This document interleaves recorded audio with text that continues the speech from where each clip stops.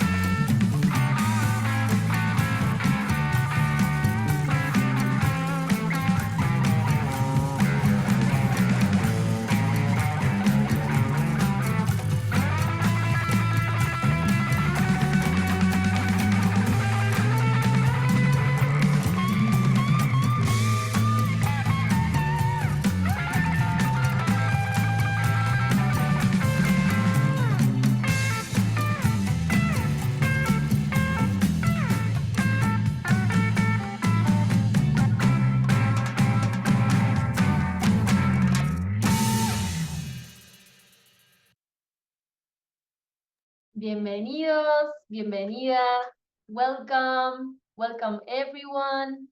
Ahí se siguen sumando a este tercer webinario de inspiración. Felicitaciones por haber llegado hasta aquí. Congratulations for making it until this stage. Now we'll take some minutes so that everyone is on the same page, that we can all understand the conversation. Ahora nos vamos a tomar un minuto para que todos puedan elegir su canal de interpretación. Ahí vamos habilitando, Nick, el canal de interpretación. Marita Propato es la intérprete, nos va a estar acompañando hoy. Y la idea es que puedan elegir en la parte inferior de su pantalla donde dice interpretación y elegir su canal de idioma y poner donde dice mutear el audio original. So now we'll take some minutes so that everyone can listen to the conversation. Marita will be helping us with the interpretation in English and in Spanish. So if your language is in English, please choose the interpretation icon and choose the English button and mute the original audio so that you can understand clearly. So if you have any question, our facilitators will be on the chat helping you to go to your interpretation. Si tienen algún problema para elegir el canal, ahí los facilitadores los van a estar acompañando para poder elegir bien su canal.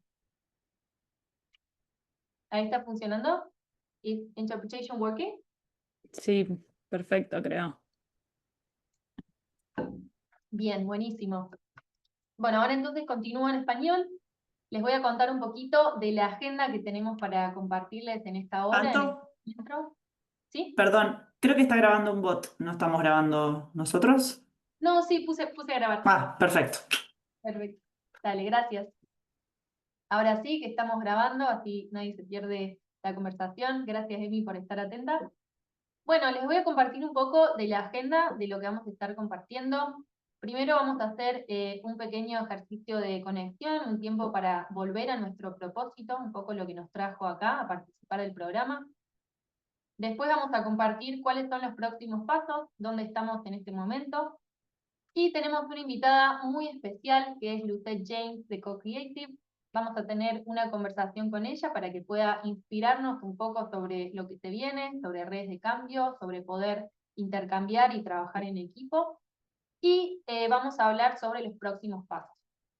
Otra cosa es que otro orador que habíamos invitado, que es Enrique Bravo Escobar, de National Endowment for Democracy, lamentablemente hoy no pudo estar por problemas de salud, pero bueno, seguramente se sumará en otros espacios y vamos a aprovechar el espacio para poder conversar bien con usted, poder aprovechar de su experiencia, aprovechar la conversación, abrir los micrófonos. Así que esto un poco para contarles las novedades. Bueno, ahora sí, vamos con un ejercicio de conectar. Les voy a leer un cuento que nos gusta mucho compartir desde el equipo. Ahí les voy a pedir que vayan pensando qué nos dice la historia sobre la colaboración en nuestros propios equipos, para que tengan presente esta cuestión de colaborar y de trabajar con el otro, ¿no? Y el cuento dice así. Se llama Asamblea en la Carpintería. Cuentan que en la carpintería hubo una vez una extraña asamblea. Fue una reunión de herramientas para arreglar sus diferencias. El martillo ejerció la presidencia, pero la asamblea le notificó que tenía que renunciar. La causa, pues hacía demasiado ruido, y además se pasaba el tiempo golpeando. El martillo aceptó su culpa, pero pidió que también fuera expulsado el tornillo. Dijo que había que darle muchas vueltas, quizás demasiadas, para que sirviera de algo. Ante el ataque, el tornillo aceptó también, pero a su vez pidió la expulsión de la lija. Hizo ver que era muy áspera en su trato y siempre tenía fricciones con el resto de las herramientas. Y la lija estuvo de acuerdo, a condición de que fuera expulsado el metro, que siempre se pasa la vida midiendo a los demás según su propia medida, como si él fuera la única herramienta perfecta. En eso entró el carpintero, se puso el delantal e inició su trabajo. Utilizó el martillo, la lija, el metro y el tornillo. Finalmente, la tosca madera inicial se convirtió en un fino mueble.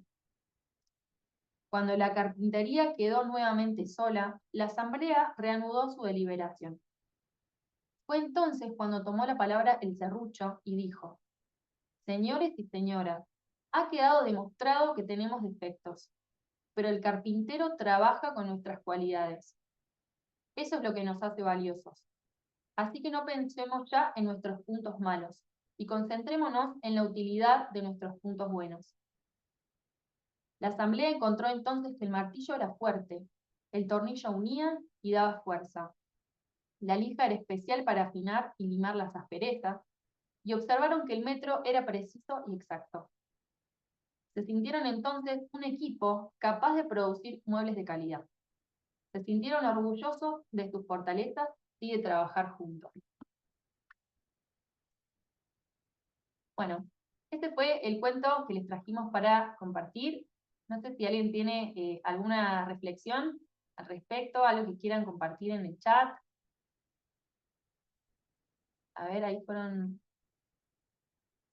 van saludando. Ahí Héctor, levanta la mano. Te escuchamos, Héctor. Sí, que si bien podríamos definir que diferentes miembros del equipo, diferentes actores son parte importante, bueno, asimilándolo con cada uno de los proyectos, o cada uno forma parte, una parte muy importante de este entramaje y uno sin el otro pues no podría funcionar, más allá de sus habilidades que tuviera. Esa es como mi interpretación. Buenísimo, Héctor. Gracias. Ahí también ponen en el chat la importancia de lo colectivo, ¿no? ¿Alguien más quizá les recordó algo sobre sus equipos? Sobre trabajar con alguien que piensa distinto o que es diferente a mí, ¿no? Acá dicen en el chat, dice, también siento que todas estas herramientas vienen de diferentes fábricas. Un poco sobre cómo los diferentes miembros de los equipos vienen de distintos contextos. Muy buena esa reflexión. Gracias, Sebastián.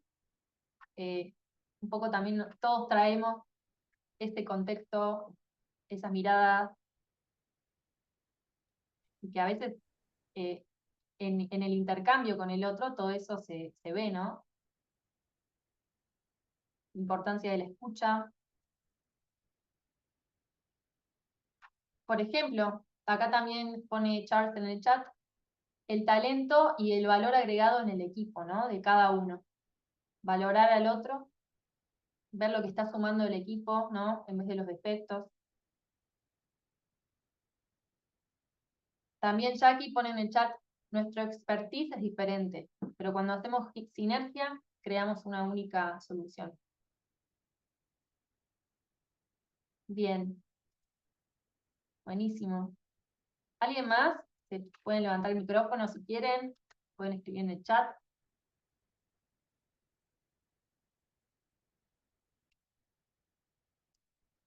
Reconocimiento de cada uno de los actores, ¿no? El trabajo en equipo es importante.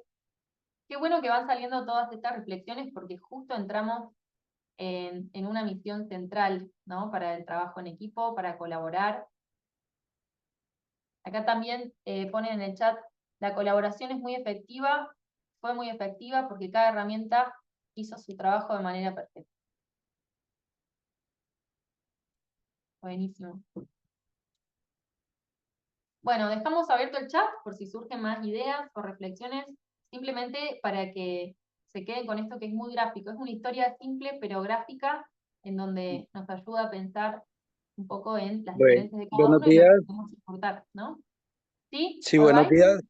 Sí, qué pena, es que no encontré dónde levantar la mano. Creo que ahí también se evidencia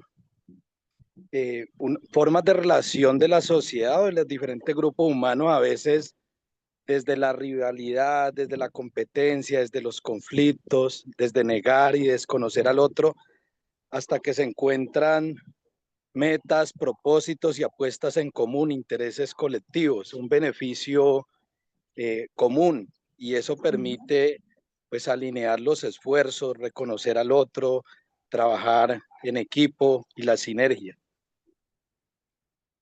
Exactamente. Buenísimo. Bueno, gracias por compartir sus reflexiones. Hay otra más en el chat. Lo importante es trabajar las potencialidades de cada uno. Muy bien. Bueno, Ahora sí, queremos que se queden con esta idea, con esta imagen también de las herramientas en la asamblea, porque entramos justamente a la misión 3. Y ahí le paso la palabra a Nick, que les va a contar un poco de qué se trata.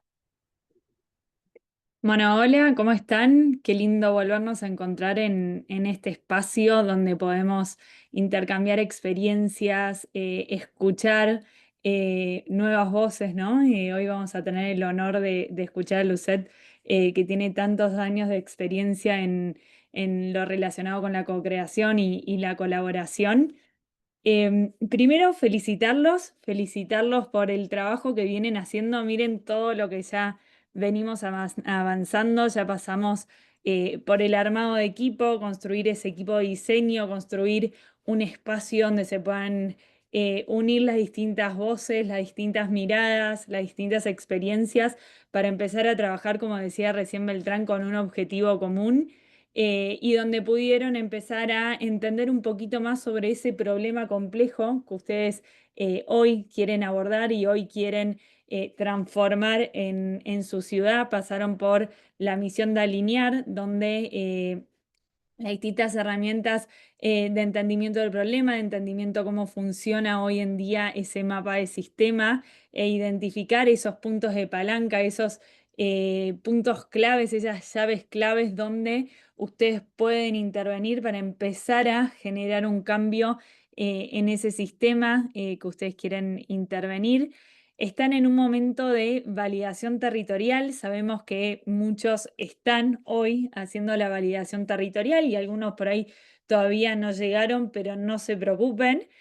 Nosotros vamos avanzando, pero sabemos que cada equipo tiene su tiempo, su momento, y está buenísimo que se tomen el tiempo de hacer las herramientas y hacer este proceso bien para que les sirva.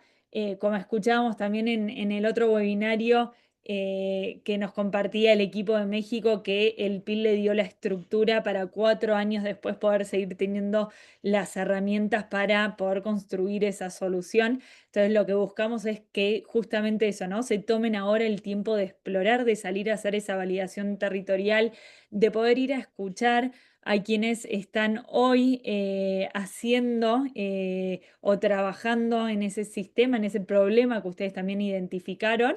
Y llegamos a la misión 3. La misión 3 es un momento de pausa. Como ven, el diamante se cierra y lo que buscamos es empezar a definir, ¿no? Empezar a terminar de construir esa definición del problema y empezar a construir lo que llamamos la teoría de cambio a nivel sistema. Acá tenemos como 3 grandes hitos en esta misión. La primera es esa construcción de su teoría de cambio a nivel sistema, que lo van a ver bien el martes con sus facilitadores.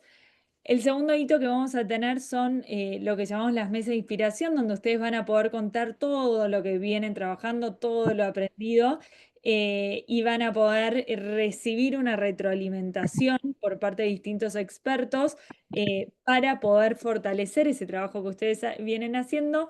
Y el tercer hito, que para nosotros es como un antes y un después en los equipos, porque es el momento, como decía Beltrán, donde se unen para alinear un objetivo común, no ya solamente con ese equipo de diseño, sino con todos esos actores que ustedes identificaron que están cumpliendo un rol muy importante en el sistema. Se vienen lo que llamamos las redes de cambio, que lo que buscamos es unir y comprometer a esas distintas voces y empezar a intercambiar. En este primer encuentro la idea es que se genere un entendimiento colectivo del problema y que empiecen a conocer a todos esos actores que están trabajando hoy en día y empezar a escuchar esas distintas voces en un espacio común, ¿no? Como nosotros arrancamos diciendo, uno de los principios transversales de este programa es el diseño participativo. Y para que suceda ese diseño participativo, necesitamos estos espacios para poder sumar esas voces, ¿no? Entonces, por eso es tan importante esta red de cambio, que es lo que van a estar construyendo a lo largo de esta misión. Y No se preocupen porque el martes les vamos a contar más acerca de con las herramientas que van a contar, con sus facilitadores, también los van a estar acompañando para darles herramientas de cómo facilitar esos espacios, de cómo construirlos, pero en general viene a ser como un espacio sumamente enriquecedor para los equipos. Y por eso ahora le voy a pasar la palabra a Cindy porque lo que nos convoca hoy es hablar un poco de la colaboración, ¿no? Y cómo estos espacios nos ayudan a construir soluciones que también sean más sostenibles a lo largo del tiempo y a entender mejor el problema con el que ustedes quieren trabajar. Así que ahí le paso la palabra a Cindy. Vamos, hoy, para que sepan, la conversación va a ser en inglés, vamos a tener la interpretación en español, así que ahí vamos a hacer un cambio de la intérprete también. Yo le voy a asignar para que sea de inglés a español y ahí ya hacemos ese cambio. Y Cindy, puedes empezar. Si Marita me das el ok si estás en el espacio de español, yo me voy al de inglés. Right. Hello. Can I be? Se escucha bien la interpretación al español. Bien. Una aclaración, a quienes veníamos escuchando en español, ahora tenemos que movernos al canal de interpretación. Así que ahí pueden encontrarlo en la parte de abajo de su pantalla, donde dice interpretación. Ahí eligen español y mutean el audio original. Y cualquier duda, ahí estamos en el chat ayudándolos. Buenísimo. Hello, can I be heard? All right. If you're listening in Spanish, sorry, can I be heard? Please confirm. Sí, Yes. se escucha bien. Se escucha perfecto. Se Sí, escucha bien. just Se the escucha ones bien en who are in the español. English, the ones who are in the English room, I think they maybe go to the original audio. If not, Cindy will need to go to the English one. Huh?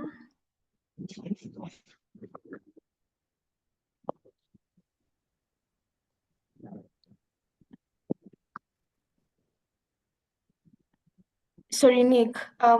Let's We're start. speaking in English, Ahí. right? Hello, can I be heard? Yes, Cindy, I can hear you. You can Sí la speak in escuchamos English. perfectamente. Everyone, Yes, you can we go can ahead. hear you. Go ahead. Okay, thank you. I hope that you've managed to switch to the interpretation language for the Spanish speakers. And if you're having any challenge with that, please let us know on the chat box. We have a great team of facilitators that are going to assist you with that. Right, so we're excited to dive into our conversation today. That's about co-creation and participatory design, what it takes, what challenges arise, and what it means for engagement at the local level. And I'm honored to introduce our brilliant speaker who will be sharing her experiences and insights with us. Her name is Luzette James from Co-Creative. She's a global leader in human development and systemic transformation. She integrates holistic science, regenerative leadership, and learning design to guide networks and organizations through deep change. Her approach is rooted in care, presence, and the belief that collective well-being is possible when we reimagine how we lead and collaborate. Luzette, thank you very much for being here with us. We're truly honored to have such an experienced and passionate voice in the room, and we're excited to learn from your journey, your insights, and the wisdom that you've been able to gather along the way. I hope that you're able to hear me, Luzette. Yes. I Welcome, can hear you very well. welcome. Thank you. Thank you. It's good to see you. Thank you. And thank you all for being here and for inviting me. I can only share my own experience. So I don't know if there's any brilliance there, just a lot of failing and a lot of mistakes and a lot of just learnings. That's what I can share. Beautiful. I think that we're going to learn so much from that. All right. So we'd also love to hear from you guys. So feel free to share your thoughts, your reflections, or questions on the chat box. We'll keep an eye on it and we'll try to bring in as many of your contributions as we can throughout the session. Remember, we have quite a bit of time with Luzette, so feel free to share as many questions and thoughts as you can on the chat box as we go on. Right, so we'll get started with our conversation, Luzette. And we'll get on to our first question. Why do you think co-creation spaces are essential for designing impactful solutions? Yeah, I mean, before I answer the question, I just want to say that co-creative, we work with people who don't know each other, sometimes do know each other but don't like each other, to really align around shared intent. And in principle, to create systems change or solve systemic challenges, and ultimately to create better futures together, for our well-being. And we do that through working in different industries, so from food, energy, health, education, finance, any sector really, to in a way that we leverage the power of diversity, the power of difference, the power of shared intent. And we create multi-stakeholder collaborations, networks, collectives that are interested in creating that particular impact or change that they want to see. We also support leaders in doing that. And so just wanted to locate you in the space that we work, so you know where my comments are coming from and where the lenses that give me some focus and sometimes biases are coming from. In terms of the question, I would love to, if it is possible for you to share the slide. I don't know which deck you have, but slide 8 maybe, one that looks into 5 levels of engagement.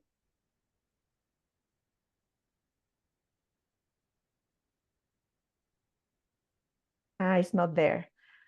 Okay, would it be possible that for me to share my own screen? Thank you.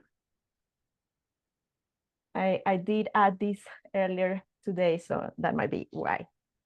To answer the question, I first really need to share this slide. And we call it levels of engagement. And it's when we're looking at collaborating, the importance for us to be very much in integrity with our values, and ensure that all of those that we are working with, collaborating with, and hoping to co-create with are sharing those values.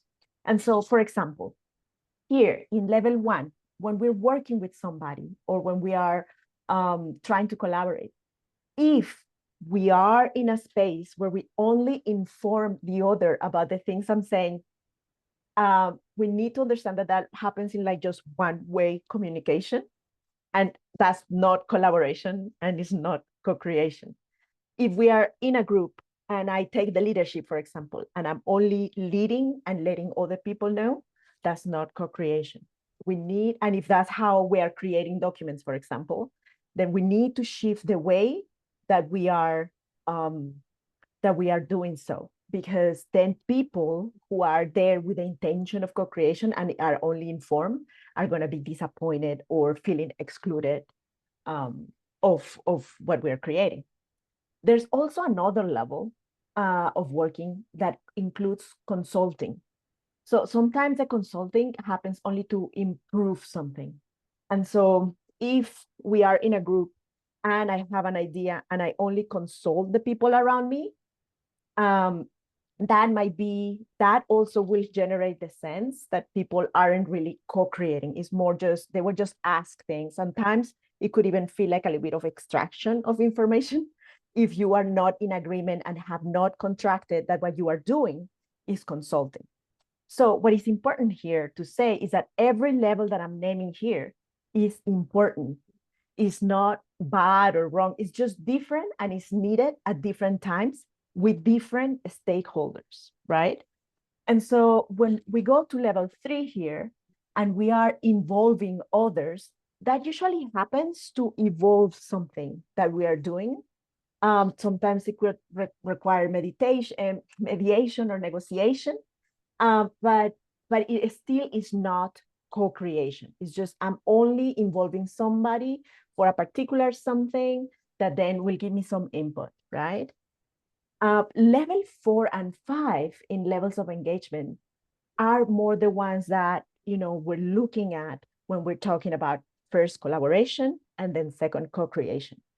When we are collaborating, we can be in level 4 and have spaces to invent together, to collaborate, to like based on our interest, negotiate at something that could happen. Collaborations can happen bilaterally, multilaterally, one-on-one, right? Like it has several shapes. Now, when we get to the level of co-creation, we go into transforming. For us, we look to transform systems. That's the impact. For you locally, you're looking to transform some of the systems that you're working with to create healthy systems.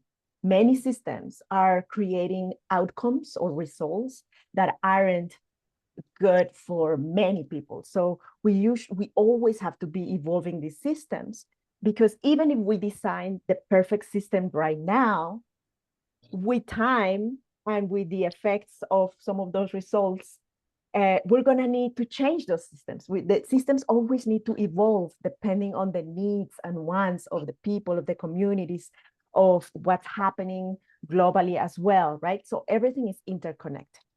So here to say, level 5 here, co-creation, is where our hypothesis as co-creative is where we need to stay and be to create systems change. For us to do that, we need to ensure that everyone has a voice, that everyone has the same kind of like vote in decision making and all of that, rather than just being, for example, informed, consult, or involved only, right? That's really important. Let me stop here for a moment. I cannot see there are any questions, but I'm gonna stop just to check if there's any question for now.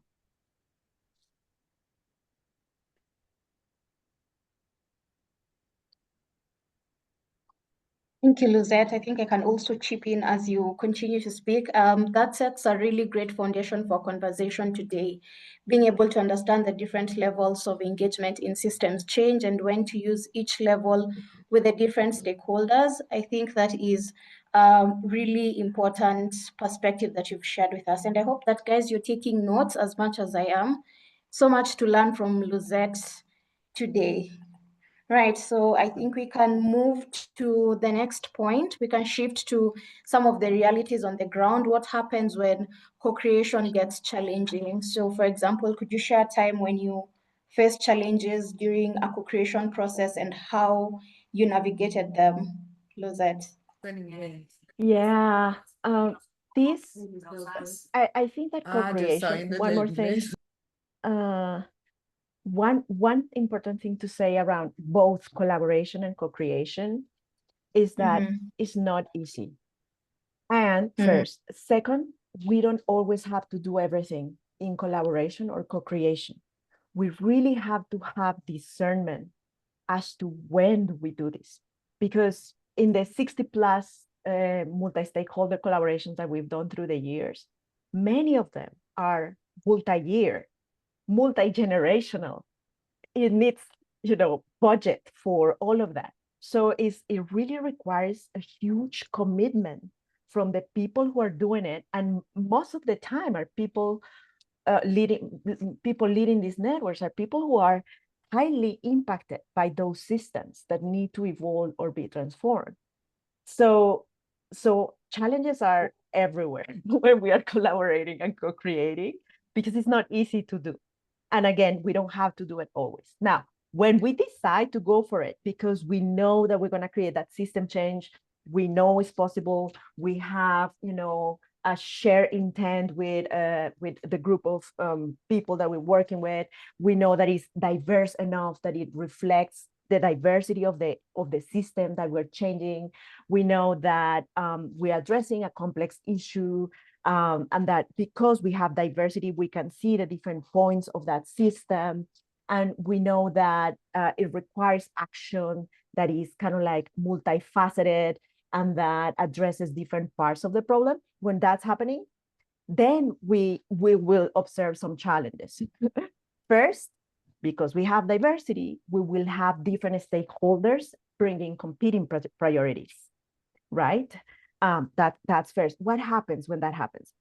So when there are competing priorities and sometimes they become tensions, we call those creative opportunities. And we bring them and name them directly to the network or to the, let's say, the design team or the core team that we start working with. So we can be aware of it, name that, and look for a balance in those tensions. Like, for example, when we have people that have more individual interest on the table, and there are others that have more collective interest. If we have too much individualism, we're going to get kind of like the negatives, the downsides of that individualism. And then we're going to have to bring a little bit more of the collective now to have some balance.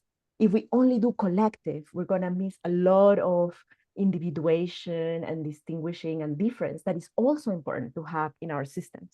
So we want both. So we start to use the muscle of both and sometimes we have to say or. It's not that we always have to say both and. For some things, like, you know, I have a nose and my nose is different from my ear. This is an or, right? But when we're talking about, for example, going broad and going deep, we need both in our systems change. When we're talking about taking action now, but also deepening our learning, we need both.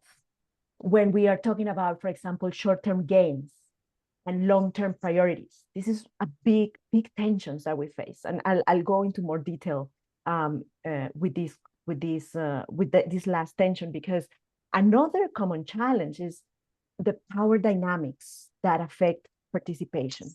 And so, for example, common manifestations of power dynamics. Some voices dominating conversations while others remain silent. And so, or certain stakeholders have more influence over decisions. I've seen this mainly with, like, for example, some funders or philanthropy, because they have the money, they tend to have more influence. Not always, but in some cases. We also have the historical power imbalances that affect trust and participation. And we also have, like, institutional authority that create, you know, implicit pressure. And so things that we can do when that shows up, we need to name power dynamics explicitly from the start, rather than pretend that they don't exist. We need to acknowledge them, discuss how the group wants to work with them. When we work with funders or philanthropists that are, you know, kind of like putting the money and all of that, we name that, and we work with funders to say, look, what you say sounds like 10 times in the room versus what somebody else might say. So you really need to hold a little bit, listen first, right? So we coach them to really kind of like occupy a space that creates equity for others. We also create structured opportunities for equal voice. So, for example, and we have something called round robin sharing. So somebody starts, for example, an idea, and everyone else has their turn to add, to edit the whatever document or ideas that are being created. We organize small group discussions. And so, for example, when we are in our meetings, we start with pairs, and then we go up and work in fours, and then sometimes we even work in eights, just so we start small, and then we come back to the individual person, so the introverts in the room can connect to their own ideas, and so on. We also create anonymous voting when something really needs it.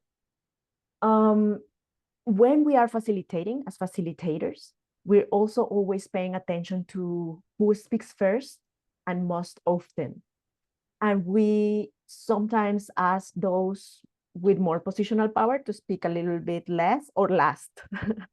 And we, for example, sometimes have engagement principles in our meetings where we say, you know, if you have to step up and speak when you don't usually speak, and we ask you to step back when you actually know that you speak a lot. We also create time for quieter voices. So we said only people who have not spoken yet can speak now.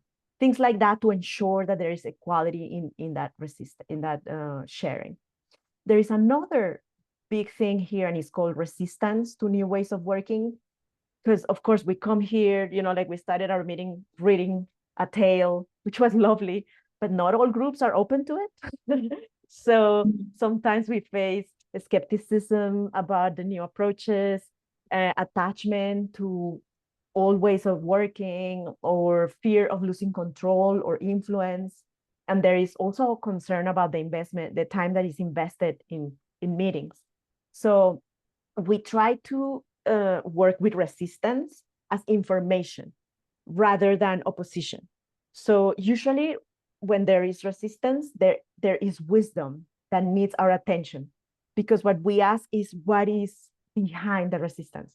What is the real motivation? What are they trying to solve for? What is their interest, right, in bringing this resistance up? And of course, so when we see that, then we create a space for concerns to be voiced. So for example, we have regular check-ins, we have anonymous feedback channels, or one-on-one conversations. And then sometimes we just start in our meetings or conversations, or sometimes we have in-person 2 or 3 day gatherings. We do celebrate small wins and also build small wins to build confidence. So we do quick prototype testing with people of some ideas. We divide them in groups. We do short-term experiments to see, what can happen, share the learnings from that, and of course, celebrate the early successes. I have few more, but I want to just check if first I'm speaking too fast, and second, if there are any questions as to what I have said so far, because I have one more thing that I think is a challenge I want to talk about. All right. Please feel free to share on the chat any questions that you have, any comments. Also, in case you find our speaker to be too fast in the speech, please let us know. She's able to speak slower in case someone is missing out on something. All right. All right. Okay. So then I'll jump into the other challenge, that the pressure and time tensions. And so sometimes we have the urgency to show results, particularly when we are, for example, answering to a grant for a funder, a 6-month or a 1-year grant that we need to show results. And that versus the need for relationship building in our networks. Another common challenge is the pressure from funders and leadership for just quick impact. And we have also a different pace preferences among stakeholders. So sometimes we have people who really want to jump into action, and there are some others who really want to reflect a little bit more before we take any action. And there are others that just want to learn first. And have almost okay, let's have our learning perfect, and then we do something. And so that difference in pace, we need to learn how to bridge. And sometimes, actually most of the time, we have limited time availability from participants. So people never have time to do a lot of things. And so some of the things we do to address this is we design processes that try to balance all these needs I named. So we try to create plans that include quick wins and longer term work. So we put, for example, okay, what are the critical shifts that we need to do to get to the systems change we want to see, or the impact we want to achieve? And within those critical shifts, we're going to have some quick wins, like things that we're going to do within the next 6 months. And then we're also going to have the long-term work, which ultimately is going to be reflected in the change of that system we're working with. We also include a series of agendas in our meetings. So we alternate between an agenda that has a lot of action into the making. We have an agenda that has reflection with learning. We have an agenda that has connection as well. And we have an agenda that has alignment. So we call that calm. And the alignment is really important because who wants to go to a meeting, for example, where we only connect? That's nice, but if you're there to get something done and you only connect, then you're gonna feel that you are wasting your time.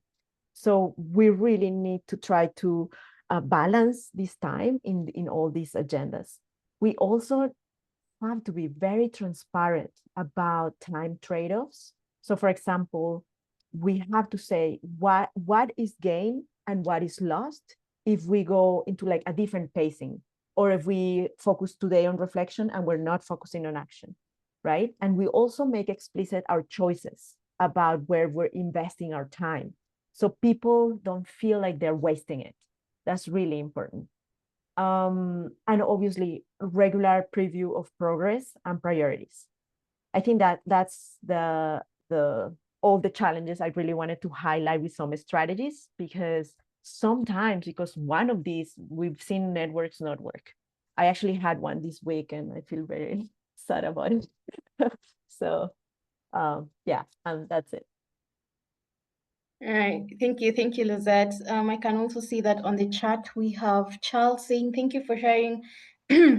I love the idea of first giving an opportunity to people who may not speak. If some talkative person starts, I think it can be a way to ensure we get unique contributions. Absolutely, Charles. Please, the rest, feel free to use the chat box for any comments. As you can see, we're getting very relatable examples in facilitation of groups with different dynamics. And this is such a great reminder that challenges are normal and we should not be afraid of them. And that the diversity in every team or in every network causes competing priority, which eventually causes tension. And we need to see that as a creative opportunity. Thank you so much, Lizette. And Cindy, now we're going to talk. can I add something more to what Charles said that is Yes. quite useful? Sometimes it's difficult, and to be honest, I have years of experience facilitating, and sometimes I cannot even do it because it depends on how the situation is.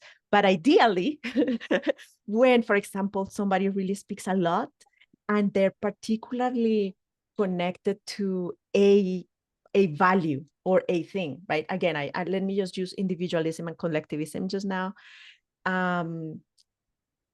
It's sometimes you might have to say, well, I hear your point. You're talking about this and that you really care about it. I wonder what others think about it. So as facilitator, you don't have to manage that. You start including other voices.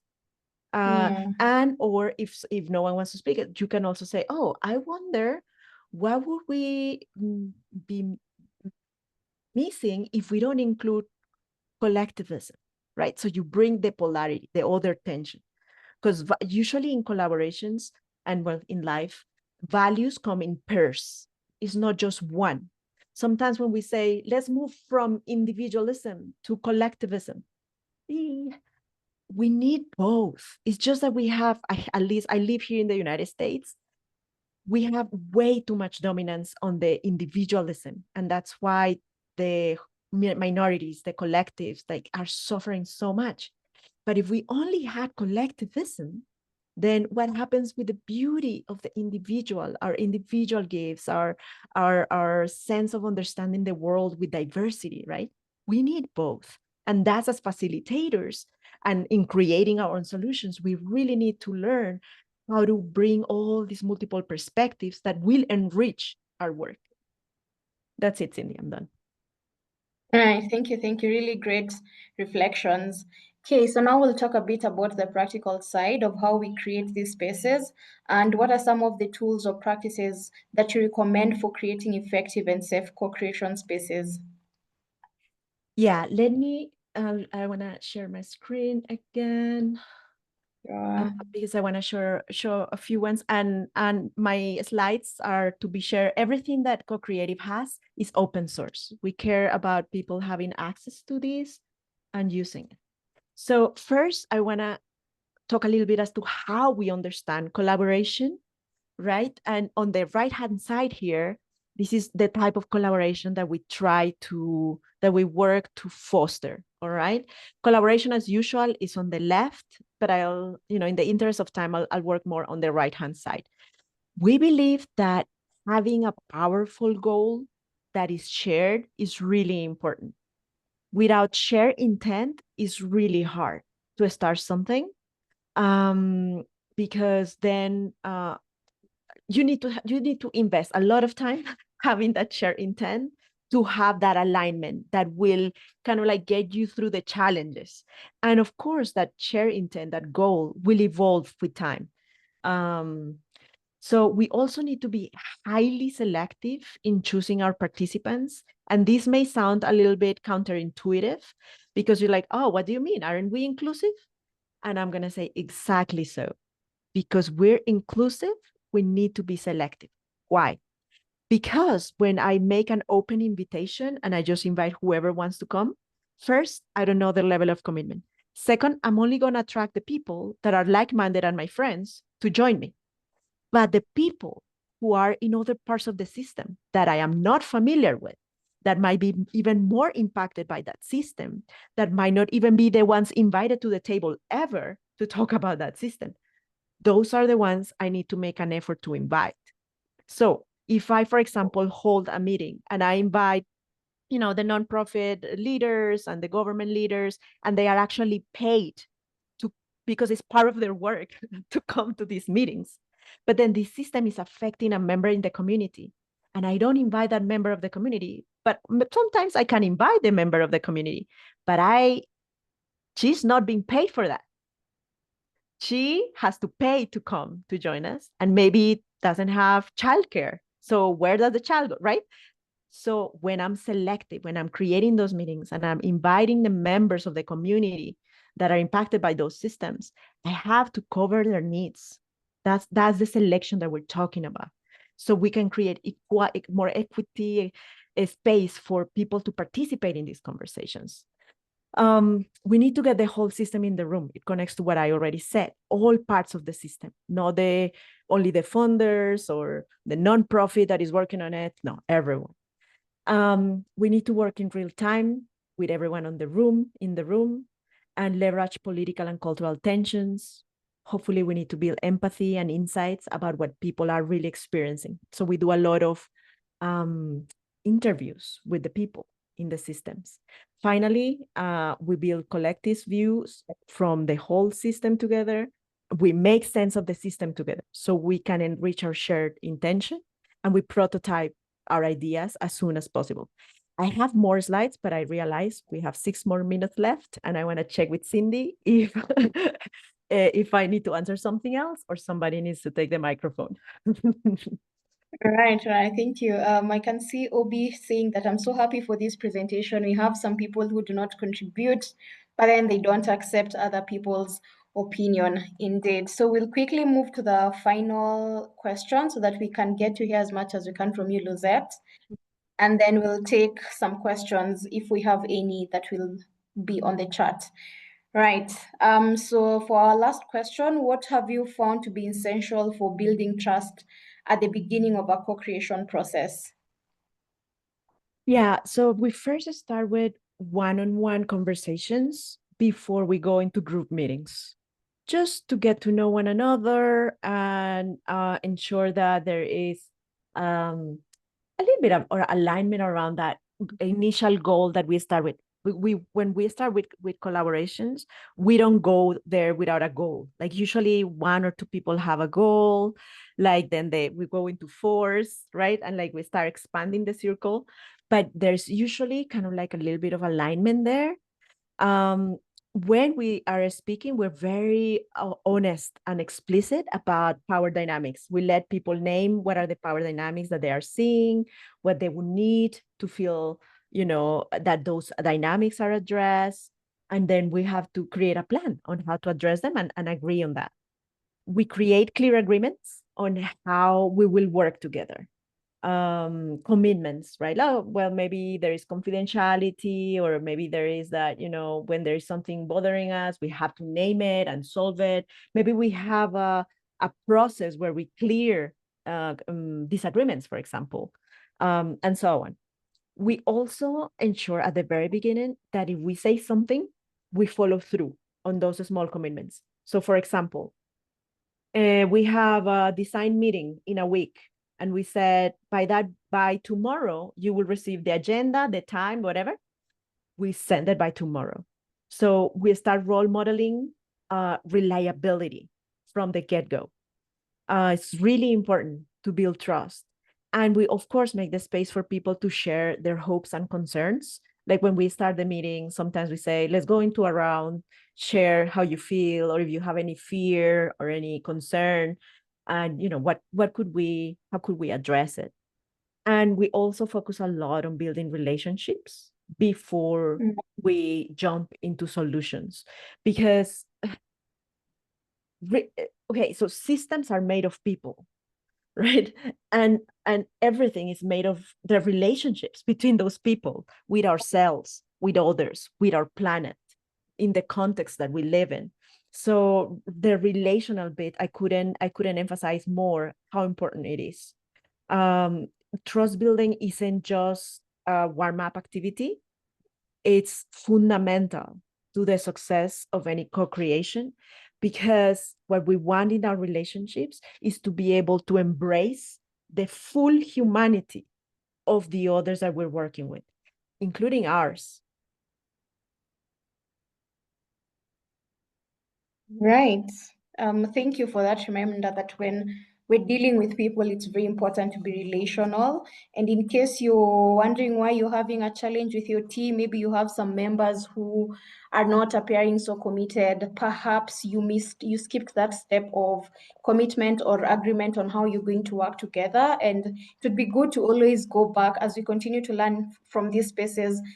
Feel free to go back and review how you have gotten to this point, mission 2, and you can always adjust your process. So in case you skipped that part of how can your team work together as you co-create your solution, you can always go back and do that. I think I have experienced the same challenges with some of my teams, where some people are committed, but then others are not.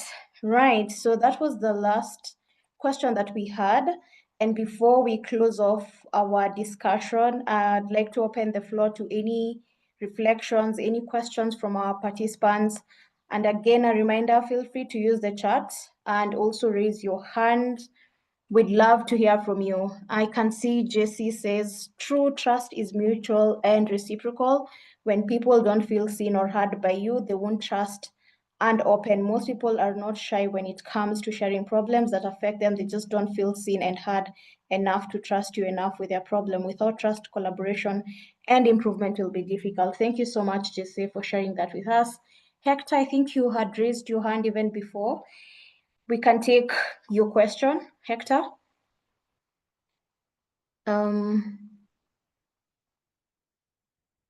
Hector, if you're in a position to speak.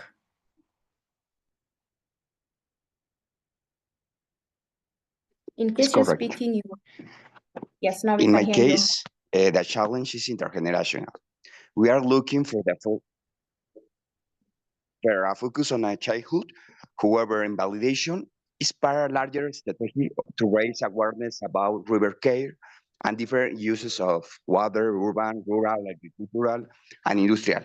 My question is, also, we are at early stage in this challenge.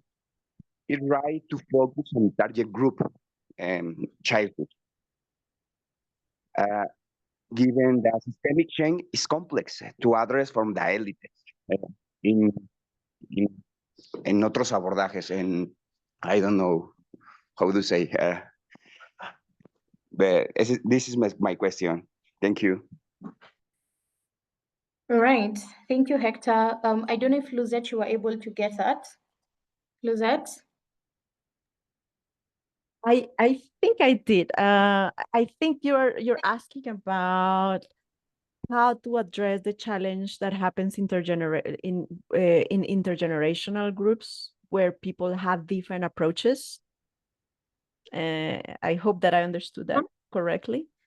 And it's very similar to what I've been saying. And it's, you have to try things, try and error, because prototyping smaller things with particular groups, you have to, from my perspective, it would be good to identify what is it that is motivating the different members of the network, that are there depend by, you know, generations or whatever. But then once you have the shared interest, you can organize around that and see, kind of like start matching the interest from the young with the older, for example. You can use polarities. We have, I didn't share today, but there is a polarity framework where you can bring the values as I was naming. So somebody from a particular age can be, you know, focus on one particular value, while somebody younger might prefer another particular value.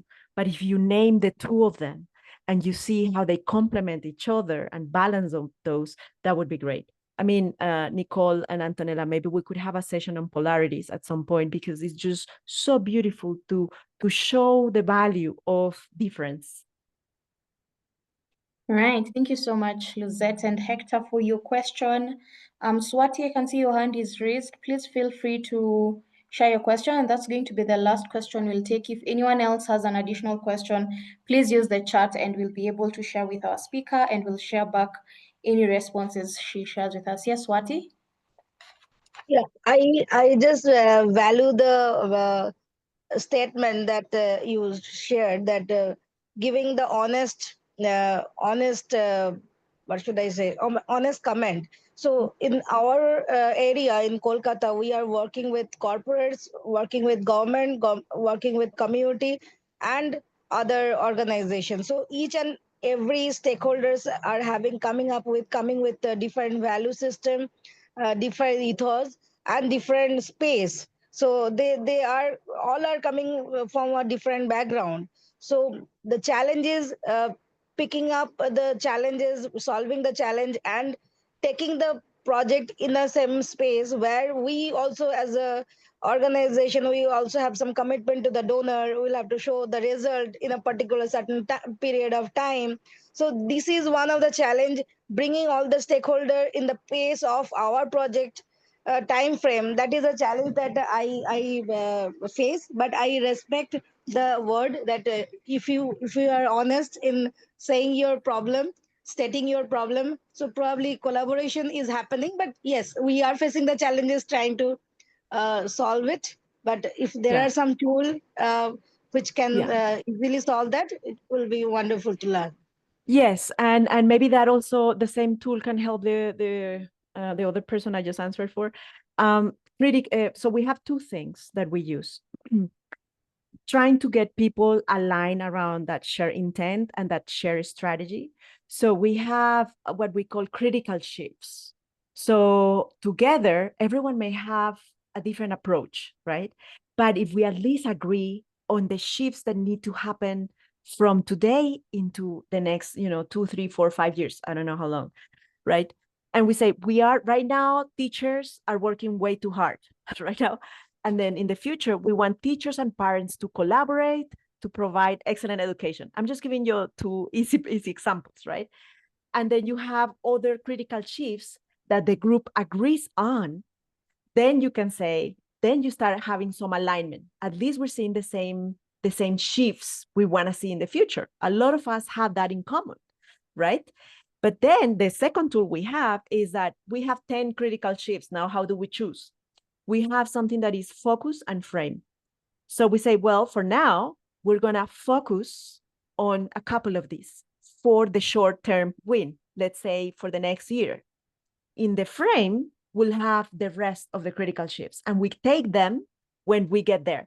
So while, just to summarize, so while people may come with different approaches from different things, our work as facilitators will be to create the space, to create making sense of what is needed. Critical shifts is one tool. Understanding the landscape. So for example, sometimes we also do interviews together. So they start hearing the same things and we start understanding the same things that are happening in that system. And so in that way, we start creating commonality, sharing intention, sharing a strategy. And I can share those tools. You can email them later. I just don't have them available right now. Thank you so much, Lizette, and thank you, Swati, also for your question. I can see also on the chat people saying beautiful presentation. It is on point and we're learning, and we have a final question from Brian, which we're going to share with our speaker, and then we'll get to share the response we get from her later. So thank you so much, Luzette, for your generous insights, and thank you all for being fully present in this space. Now we'll quickly talk about what is coming next. And the first thing that we are anticipating is your collective workshop for Mission 3. And that's going to be on the 1st of July. So that is next week on Tuesday. Be on the lookout for that.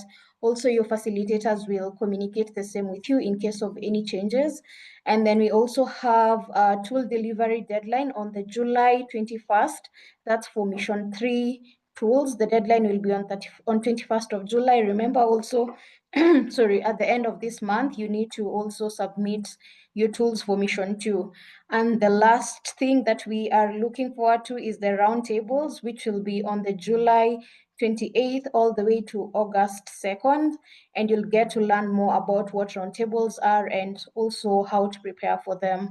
Right, so we'll send you these dates and materials as a follow-up, but what matters most is you're not doing this alone. There's a whole community, a whole network moving forward together. So thank you guys for being here. It was really great seeing you all today, for your engagement, for all the thoughts that have been shared on the chat. We're really grateful that we're able to do this.